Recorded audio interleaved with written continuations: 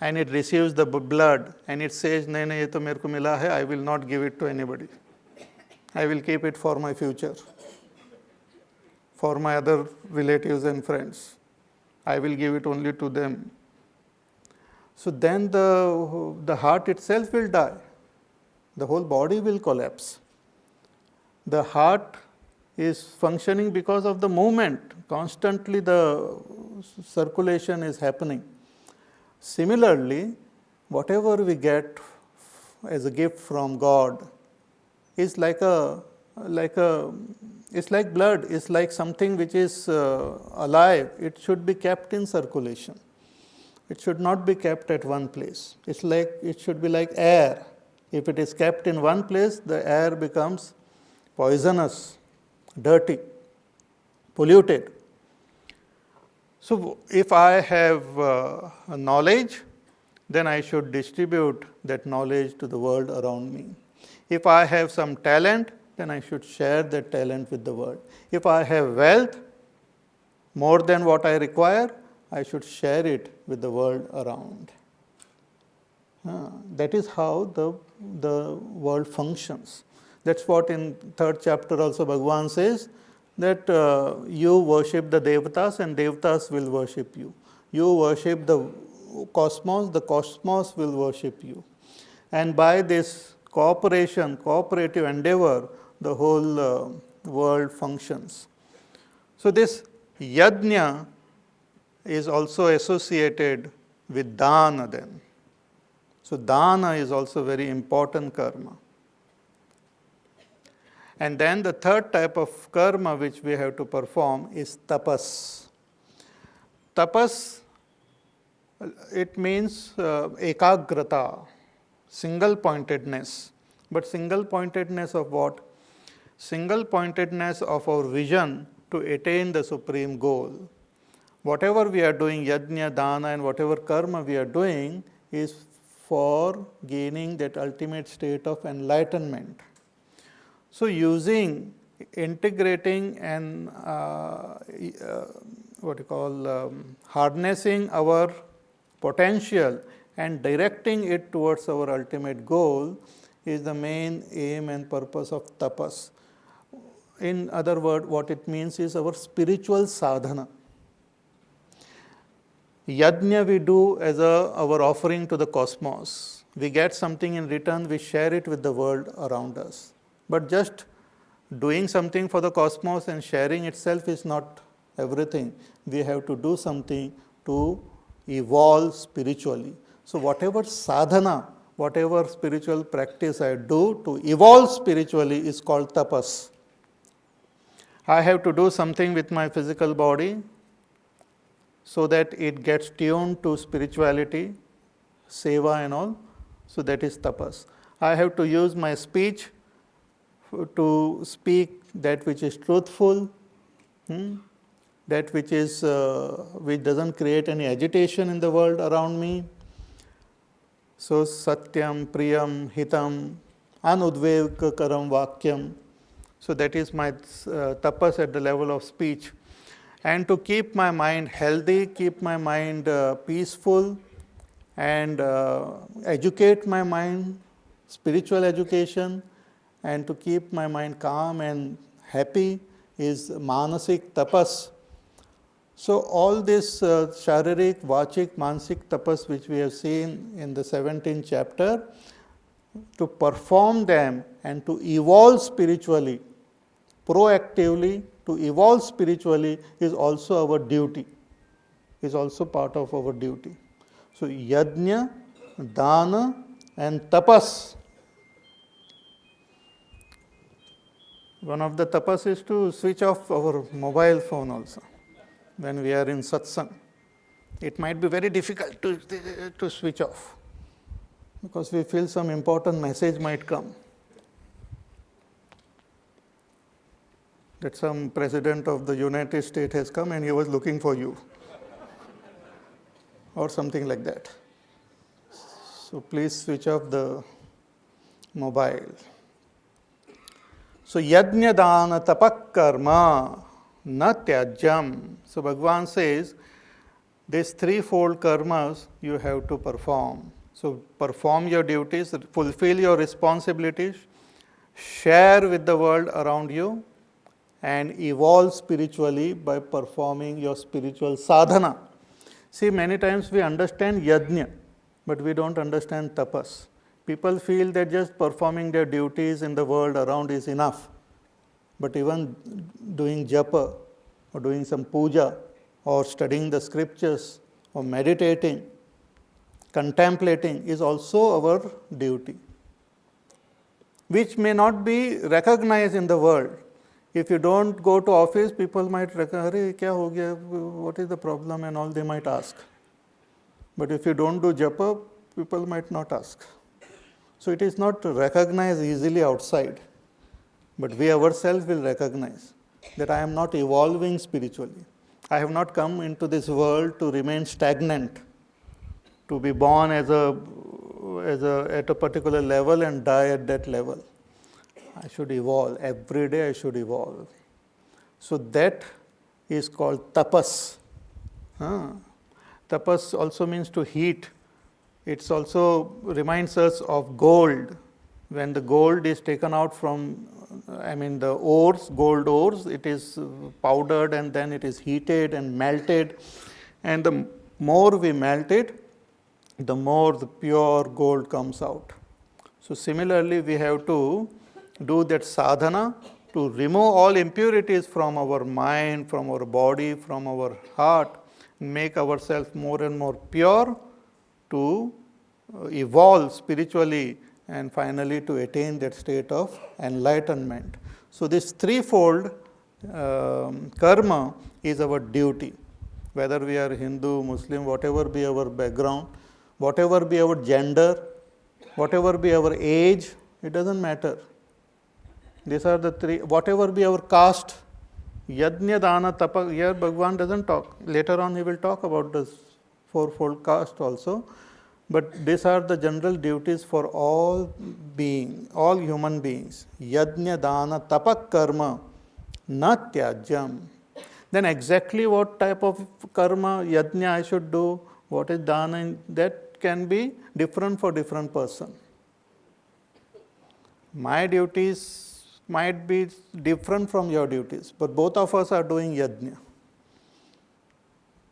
So yajna dana tapak karma na tyajyam karyameva hi tata. It should be performed, Bhagavan says, because yajna danam tapaschaiva pavanani.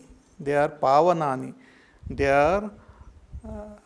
are purifiers. They will purify your mind.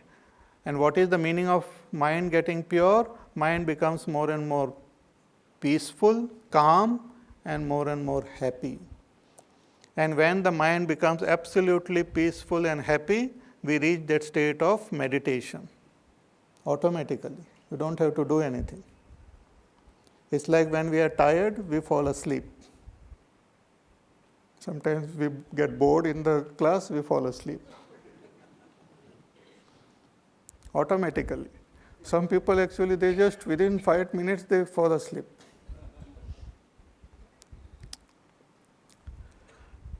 But similarly, when the mind becomes calm and peaceful, we rise into meditation. Automatically, we go into the state of meditation. We don't have to do anything. Meditation is that state which we attain when the mind becomes absolutely calm and peaceful and happy. In the second chapter, Bhagavan says, the prasanna chetaso yashu buddhi paryavatishthati. That when that prasannata comes, then the buddhi, our intellect and mind, abides in that supreme reality. So all this karma also will lead to the state of meditation only, by making our mind pure. What is the sign of mind being pure? That mind remains in the present condition, present state also, present moment. It stops going into the past and future. See, a restless mind goes into the past and future. And also in the present, it moves restlessly only. Most of the time, if we observe our mind, either it is doing some action replay of the past, or planning something of the future, or getting little excited about the present. But when the mind starts becoming more and more pure, it will become more and more calm, and it will remain, our attention will remain in the present moment. Because meditation happens in the present moment. Imagination happens in future, in the sense it takes us into future or in some other. Meditation is something which happens in the absolute present moment. For that, my awareness should come into the present moment. For that, my mind should stop thinking about the past and future. And all this happens through my this karma, yajna, dana, tapak karma. If I do with proper attitude, then Bhagavan says it will lead to the purification of your mind. Pavanani manishinam. Not only ordinary person, but also wise person, they follow this path of yajna, dana, tapak karma, and their mind becomes pure. After saying this, now Bhagavan tells us, very important point is yajna, dana, tapa should be performed with a particular attitude. That attitude should be maintained same while performing yajna, dana, tapak karma. So what attitude should be there? That is said now in the next verse. Etanyapitu karmani sangam tyaktva phalani cha kartavyani me partha nishchitam matamuttamam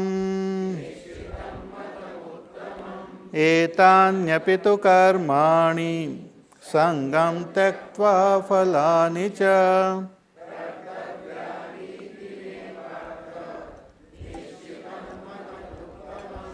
Etani api tu karmani, etani karmani, these karmas of yajna, dana, tapa, Bhagavan says, this karma should be performed sangam tyaktva phalani cha. Now he is talking about tyaga, that in these karmas we have to give up these two things. What we should give up? Sangam. Sangam means attachment to the actions. And phalani cha, an attachment to the results of action. Sangam tyaktva phalani cha. One should give up the attachment to the actions. Also to the give up the attachment to the sense of doership which we might have, and ultimately we have to also give up the attachment to the results of action. The action should be performed free from all attachment. Attachment means a deep sense of I and I want. Attachment is to become conscious of my ego and what I want. That's called, our Pujya Gurudev used to say it very beautifully, it is I plus I want.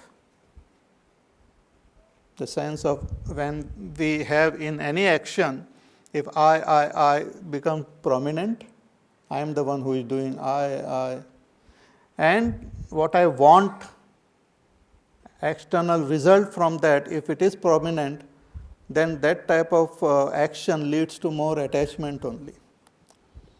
The action should be performed with the attitude that it has to be performed. Those are my responsibilities, those are my duties, I just perform because it has to be done. With that attitude, when we perform, the actions will not lead to negative impressions. So, etani apitu karmani sangam tyaktva phalani cha. See, when we perform actions are performed in the present moment, and the result comes in future.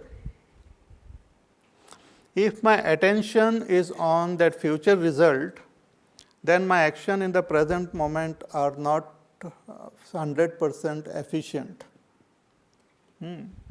So without having that attachment to the result which will come in future, I should focus my attention on performing the action to the best of my ability. As again our Pujya Gurudev says that do your best and leave the rest. To the best of my ability I should perform. The action itself should give me joy, not the result of action. Result will come, not that we have to renounce disown the result. But the action should be performed in such a way that one should start enjoying the action itself, not wait for the results to come. It's like you are walking, let us say you are or traveling to a particular destination. Many people, they just, their attention is on that destination and waiting anxiously to reach that destination, that they fail to enjoy the ride. They fail to see the beauty of nature around, which they keep putting posters and all, especially in the Himalayas, drive carefully, enjoy the beauty and all those things. So many people are in a hurry to reach the destination. On the road also you will find. People are in a hurry to reach the destination, and because of their hurry, they fail to see what is happening in the present moment. And this attitude of remaining in a hurry, it remains all the time. So constantly our attention is in the future. So Bhagavan says this should be avoided. Give up attachment to the action itself. Don't get attached to action. As long as you are alive and whatever your responsibility, keep doing it.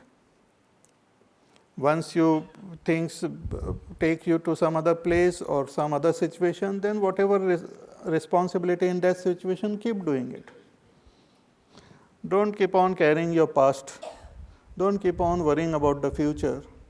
But just keep fulfilling your duties as it comes, presents in front of you. When we develop this attitude of detachment, our mind will start becoming more and more peaceful, and that is called, it will start becoming pure.